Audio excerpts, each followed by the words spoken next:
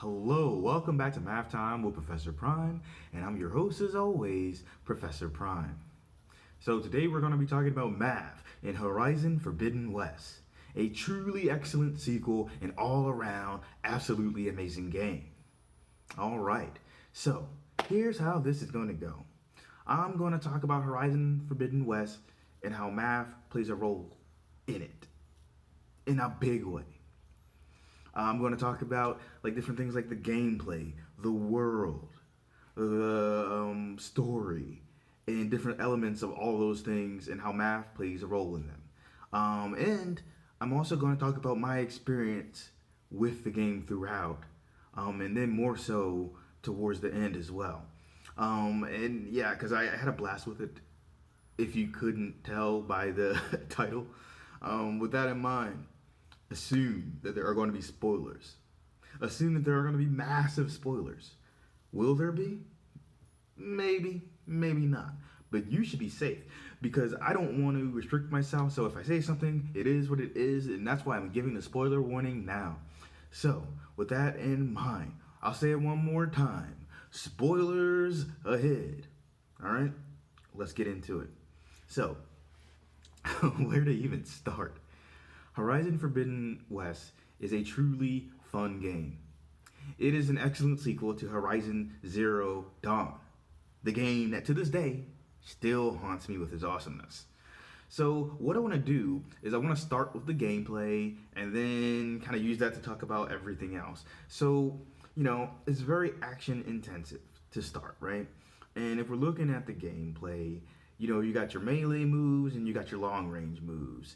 And if we're talking about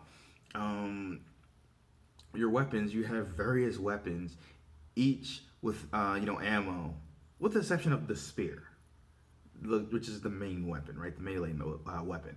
But anyway, with the long range weapons, for instance, they all like have different ammo capacities, and right there, you need math for that, right? Because you have like a certain amount that you can store, right, for each weapon, and you can only carry a certain amount of weapons um, out with you on the field. But the good news is you can store several more, and you can switch out at your desire. So you can be strategic and you can tailor things to your play style. And with each of those weapons, they have stats, right? And the idea is like those stats can be boosted if you get certain materials. And with those materials, you have certain number of those materials that you need to like boost it. So you have math and all of that. And not only that, these like long range weapons, they come with different slots that you can use to boost your stats further or give you different abilities. Like you might get something that makes you do more fire damage, or something that makes you do more lightning damage, or something that like boosts your defense, whatever the case may be. Although that's more of the outfits. But with the weapons, yeah, you might get something that might increase the damage that you're doing with your silent strikes, whatever the case may be. But the idea is like there's math in that, right? And you can open up more slots when you upgrade your weapons to a certain point. And with your outfits, they have slots for different weaves. Like with the weapons, they have coils.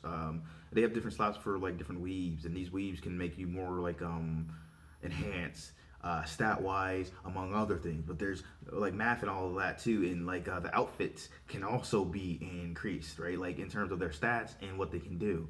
As well as, like I said, getting more slots so you can do more with. So right off the bat, just describing the basic things and that you'll need for combat requires math, and then the combat itself, it's math because each weapon that you have is going to do a certain amount of damage, right? It's going to have certain stats. And then on top of that, you have you, the player. You're going to have certain stats as you play as Aloy, and that's pretty cool. And you increase these stats by leveling up, and then you have skill trees. And with each of those skill trees, they have a certain amount of points that you can fill in to max out. And each of those points that you're filling in, they give you different abilities, and they can change your stats. And all of that is cool. All that needs math. And here's the thing, right? So when you're looking at your stats, right? It's like, okay, so you need to level up to increase your stats, right? And you can do that in several different ways. You can fight machines. You can go on quests and side quests, errands, jobs, all that good stuff. I'm going to adjust the light a little bit so it's not too crazy there. Okay, yeah, that's much better. But getting back into it, um, so you are, leveling up as you're going on, and you could do all the things that I mentioned to level up, and that's really cool. And you're choosing how that manifests. And again, like that's really cool. And so here's the thing: not only do you have levels, but your opponents, whether they be machines or humans, they have levels if you scan them with your focus. You can see their levels. You can get an idea of their stats, and like if they're machines, like which parts are valuable and tagging those parts. Because here's the thing: in addition to melee and long range damage that you're doing to the machines, you can like take out different like components that they have, and not only will that do damage, but it will also stop their abilities with certain things. You could take full advantage of that. And like earlier when I was talking about the weapons and how you can power them up, I mentioned things like, oh, well, maybe you can power up your fire damage or your electric damage. And that's the thing, right? Like there are elements. And like machines, for instance, are going to be weak to different elements depending on the machine. So you could be dealing out way more damage, and all of this has math in it, and that's really cool. And so you can really play around with that. And here's the thing: like you could also like set traps, but you got to be careful with those traps because you can do damage to yourself. You can be put in certain states, and that's the thing too, right? Like if you do. If you're using certain elements on like certain, like, if you want, sorry, on machines or humans, you can put them in a state, right? Like say you do like acid arrows or something, or just like a weapon that deals acid damage. You can, like, for instance, if you hit a machine, you can get them in a state where they're all covered in acid, and you can do even more damage, which is going to be worse if they're already vulnerable to it. But if you're doing something like an acid trap, for instance, and yes, you hit a machine, but you also hit yourself, you're going to be put in a state where you're taking more damage with that. The same with like fire, stuff like that. If it's electric damage, you're not only taking damage, you're getting paralyzed too. So that's something to consider. But yeah, so there's a lot of math in that, right? And as you're building up stuff for your weapons, as you're building up stuff for your outfits, you're building up things like your pouches, because with your pouches, right, they all have like a certain amount of space that they hold. Like you might have something that like maybe you can only carry like 5 items at a time for like a potion, for potions, for instance. But you can upgrade your pouch to make it so maybe you can like have 7 or something, right? And the same works with like your ammo and your outfits, and like some things on the skill tree can also help upgrade those things too. But the whole thing is like it's all math, and you're playing around with that so you can do even more. And I think that's really cool. And so you have a lot of math in the gameplay and the combat, right? And not only that, like if we like talk about the world for a second, like the world had to be mapped out. It had to be programmed. There's math and all that. And when you're thinking about the world, like as you explore with Aloy, you have to have a good sense of the world. You have to have a good sense of how things scale up. Like, oh, how tall is this? How far do I have to go to this and that? And when you're going to like a mission or a subquest or setting a waypoint, you have an indication about how far it is, and then you're shown this numerically, and that helps guide you. And that's really cool. And then you have the sounds of the world, like the music. You have the visuals. You have the light and how that all plays out. And there's math and how all that functions, right? Like we get the game and it's like, okay, it's done, and we enjoy it, we appreciate it, but we don't always think about how much work goes into it, like behind the scenes, right? And how much math there is in that. And here's the thing, right? Like it's really cool.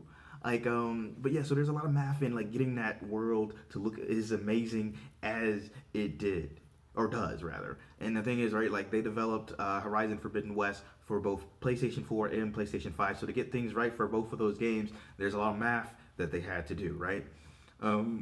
So not only is there math in the world and how it functions and how Aloy moves throughout it, there is math in the story. right? Because they have to divvy up the story in a way where it's like, hey, you can come across this as you'd like, but they have an idea of how, like, how the missions are going to play out, what you need to do for the mission. And there's math in how all of that works and how all of that functions. There's math in how you get rewarded for building up that story. And not only are you doing, like say if you're doing like the main story, not only are you moving through that, but you're moving through side quests and jobs and errands, and you're finding different data points that help map out the story too. On one hand, right, they're collectibles, and you have a certain amount of each thing that you might want to get, right? And there's math in that. But it also helps flesh out the story in a serious way. And it also helps build up Aloy's reputation in this new world, right? And that's really cool. And all of it is calculated. Speaking of calculated, something that doesn't get talked about enough in gaming and really in life is empathy. And I bring that up because there's a lot of empathy that you can impart with a game. I think one of the coolest things about video games that doesn't get talked about enough is the fact that it gives you this unique opportunity as a player to practice empathy. You are literally in someone else's shoes. And that's a beautiful thing. And there's a lot of calculation that has to go into making that feel like an amazing experience, right? In this case, when I'm thinking about like playing as Aloy, not only are you going through like this world, collecting this item, that item, you are mapping out different things, right? And you're building up your reputation. You're leveling up. And it's fleshing out the world. But what it's also doing is helping you empathize with Aloy. Her journey is your journey. And if she's getting more powerful, you're getting more powerful. And here's the thing, right? Like, there's a lot of resource management in this game. And it's like it comes off as like as you are doing your resource management, so is Aloy, right? Because you're keeping track of everything. You're keeping track of your weapons. You're keeping track of how you're building them and how you want to go about things. And as you are uncovering mysteries, so is Aloy, and that's a beautiful thing. And so the other thing is, right, if Aloy is facing a tough challenge, you're gonna feel that. If Aloy is facing a tough boss, you're gonna feel that. If you lose during that fight, you're gonna feel that, and you're gonna feel like Aloy, like, taking that hit. But when you win, you feel great about it too. And so when people start talking about Aloy and they start talking about how awesome she is and what she's doing in that game, yes, they're talking about this excellent character, but they're also talking about you. And you were there. You knew how crazy that boss fight was, right? You knew how crazy these enemies were. And so you get this excellent feel of that. And not only that, but here's the thing. Because you are leveling up, because you're getting these new abilities, you know how tough certain bosses or, machines may have been at one point compared to where you're at now. You feel that. And that's done through math. That's done through careful planning. And that's a beautiful thing. And I don't think that we talk about that sort of stuff with video games. But again, video games give you this unique experience to like really feel empathy, to have this interactive sense of empathy, because again, you are literally playing in someone else's shoes, and that is amazing. So with all that in mind, right, like not only do you have math in the empathy, math in the story, math in the gameplay, math in the world building, you have math in the music, how it's composed, when it comes about on the screen, what it might make you feel. There's math in all of that, right? And then that's not all. We talked about programming earlier, right? There's a lot of math in programming. You have this massive team on this project, right? And if you don't believe me on that, play the game, beat it, look at the credits. There's a lot of people. And the thing is, right, you're counting on all these people to come together and make this game. And there's a lot of math that goes into that, right? Because you have a lot of math in the logistics. You have math in making the music, having that music come to you. You have math in the marketing, math in the budgeting, math in every single role that's going to be involved in the project, and making it all come together in a beautiful, amazing way. And I think that's cool. And you have a lot of people that respond to this game, and I think that's cool.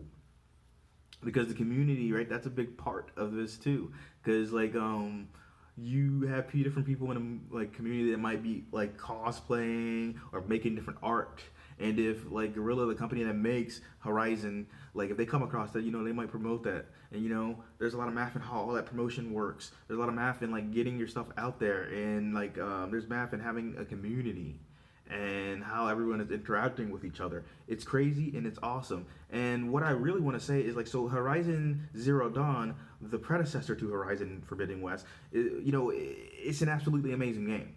Like story wise, gameplay wise, just everything, right? It's amazing. And one of the coolest things that I think that they did is, they picked up where they left off story wise, a calculated decision. And with the gameplay, they really amped it up. So if you played Horizon Zero Dawn followed by Horizon Forbidden West, you're going to feel how Aloy changes. And here's the thing that I think is very interesting. Like in a lot of sequels, right, things get reset, right? You don't have all the equipment that you did in, like the last game. And you might not have all the abilities. And, that can be very frustrating, especially if you like maxed out your character in the previous game and, they were going beast mode 24/7, right? Like that was just their new norm. So that can suck if you don't have that in a sequel. I think they do a well enough job in Horizon Forbidden West to compensate for that. So in the beginning, you do not have all of your abilities. You don't have all your items, but I think they handle it in a satisfying enough way, right? They make it make sense in the story, but that's not all, right? Like they have you start off further than you would have in Horizon Zero Dawn. And having played both of those games, you see how that is. And what's cool about that is Aloy at the end of Horizon Forbidden West is just like crazy OP, even though like Aloy from Zero Dawn was the same, but it's like it's different levels to it. Like, and if you play both games, like, and that's really cool. And I just think it's amazing that you can go and you can play these games and you have this complete story. Like, I feel like their best experience if you play both, right? Because you get a good sense of the story. Your deeds get like expressed. Aloy's an amazing character, and through your deeds, that really does help. So it's like your achievements are her achievements are your achievements, and I think that's beautiful. And it's all again very calculated. So with that in mind, I am going to talk about like I'm gonna like just do my thing for a little bit. So assume that there's gonna be spoilers because I'm just not gonna like watch myself with it. I said that in the beginning. I'm saying it again now. Let's get into it. So for me, like one of the biggest things that hit me with Horizon Zero Dawn and it gets carried into this game is that like in the beginning of Horizon Zero Dawn, you know that you're in the future and that the old world is no longer, right? Something happened, but you don't know what. And so throughout that game, you figure that out, and it's masterfully done because you're playing at your own pace, but things feel very organic. And considering that everyone can play in a different way, to have that happen is impressive. And again, it's a calculated sort of thing. But with that in mind, one of the biggest things is like, so we were responsible for our own destruction. And like I said, spoilers, right? As in the first game, you find that it's our fault, right? More specifically, Ted Faro, because he's the worst. Like Pharaoh.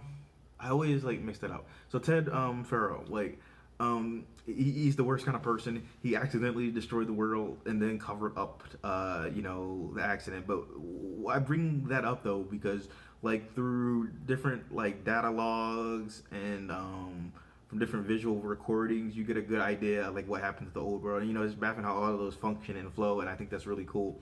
And the story did a good job of making you feel for the people in the past, and it hit way too close to home because here's the thing: in this world, right, they had an issue with global warming that they actually managed to solve. It's something that we have yet to solve in the real world, but in this game they solved it, and then they still messed it up. Machines pretty much ate the world, which I know sounds crazy, but it's just like the horror that's depicted from that is just insane because they're killing everyone, they're like eating anything that's like biological, and they continue telling the tale of some of those people from that time, and it's like it is truly horrifying stuff, and they did a very good job of grounding that in reality. And I think that everyone like who gave a vocal performance for this game they did an amazing job. And you know that there's a lot of math in that. There's a lot of math in voice acting, right? Because there's a lot of math in like controlling your volume, controlling your breath, getting a certain emotion across. You may not consciously be doing the math, but you're doing it if you're voice acting. And I wanted to shout out voice actors because they are amazing and they can make or break something. Because you can have the best character models in the world, but if someone isn't doing their job with the voice acting, that emotion still isn't going to hit you the same. All right. But yeah. So story wise though, I think it's cool because you get a good idea in both of the games, like Horizon Zero Dawn and Horizon Forbidden West. You get a good idea of what happened to the old world and like exploring like this old future world, like it's future to us, right? Because it takes place. Like most of the stuff that you see between the games from the old world take place between like the 2030s and 2060s. But you get a good idea of what happened there, and at the same time, you get an excellent idea of how the future is shaping up. And I think that's really cool.